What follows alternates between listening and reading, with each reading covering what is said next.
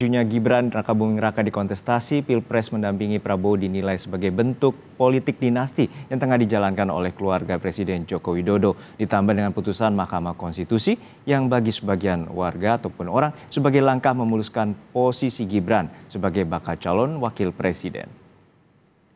Orang tua itu hanya mendoakan dan merestui, dukung semuanya. Kalau dinastinya Pak Jokowi ingin berbakti untuk rakyat, kenapa? Salahnya apa? Tidak bisa disalahkan kalau kita semua menduga, wah ini nanti pakai lagi nih pamannya. Karena ternyata sudah efektif.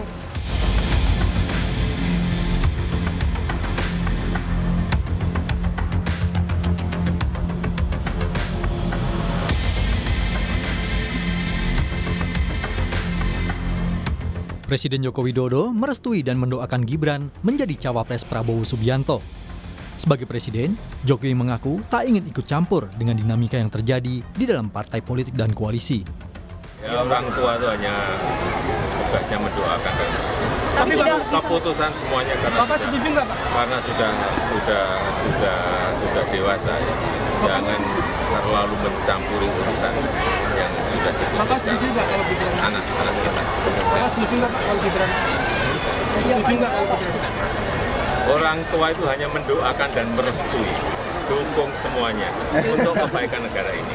Berarti dukung Pak Ganjar, dukung Pak Prabowo, dukung Pak Anies begitu? Dukung semuanya untuk kebaikan negara ini. Majunya Gibran di Pilpres memang menimbulkan polemik di tengah masyarakat. Di sidang putusan gugatan batas maksimal usia 70 tahun Capres-Cawapres, MK menolak seluruh gugatan pemohon yang jika dikabulkan bisa menjaga langkah pencalonan bakal Capres Prabowo Subianto. Di sidang pun sempat muncul interupsi dari pihak pemohon. Perkara 102. Mohon izin bicara sebentar sebelum dibacakan terkait dengan putusan perkara 102 yang mulia. Ya, apa yang mau disampaikan? Baik, terima kasih kesempatannya yang mulia. Terkait dengan apa yang ingin kami sampaikan adalah bahwa setelah kita ketahui bersama terkait dengan permohonan yang kami ajukan ini adalah berkaitan dengan persyaratan calon presiden dan calon wakil presiden. Yang kemudian kita juga sama-sama mengetahui bahwa keponakan yang mulia Ketua Mahkamah Konstitusi, Mas Gibran Rakabuming Raka. Nanti sebentar, dengarkan putusan dulu ya. Sebentar saja yang mulia. Lah. Karena ini berkaitan dengan konflik benturan kepentingan yang mulia.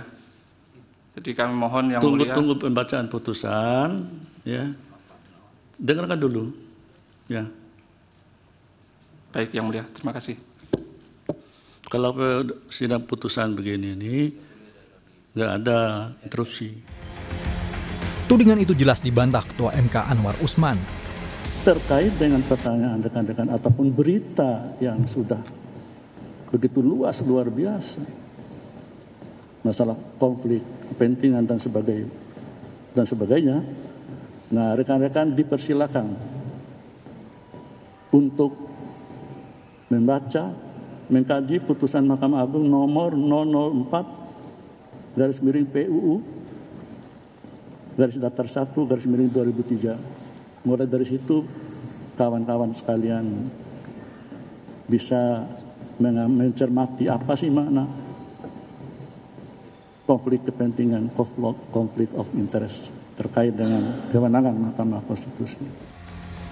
Bakal Capres Koalisi Indonesia Maju Prabowo Subianto menjawab soal tudingan dinasti politik yang ditujukan pada Presiden Joko Widodo usai Gibran diusung sebagai cawapres.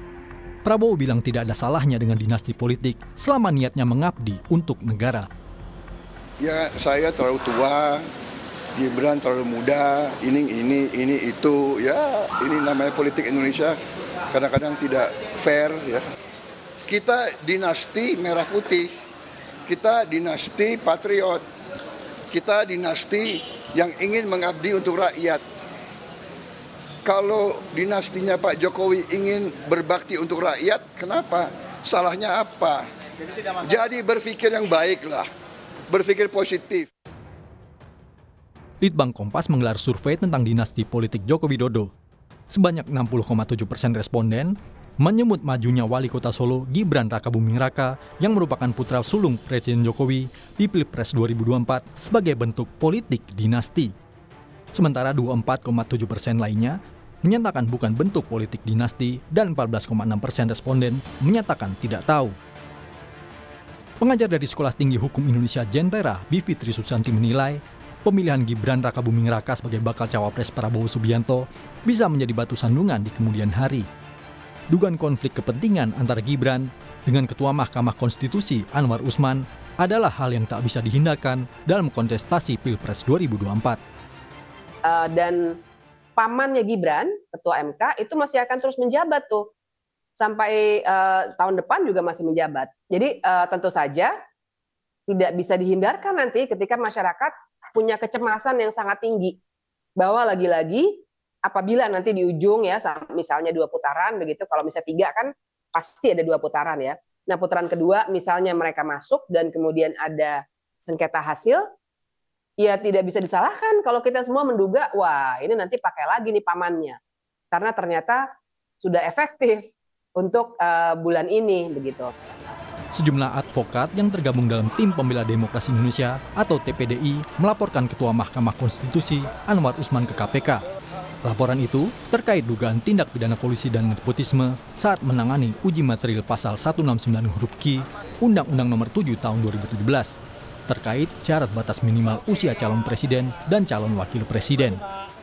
Untuk melaporkan dugaannya adanya tadi kolusi nepotisme yang dilakukan oleh yang diduga dilakukan oleh Presiden kita RI Joko Widodo dengan Ketua MK Anwar, juga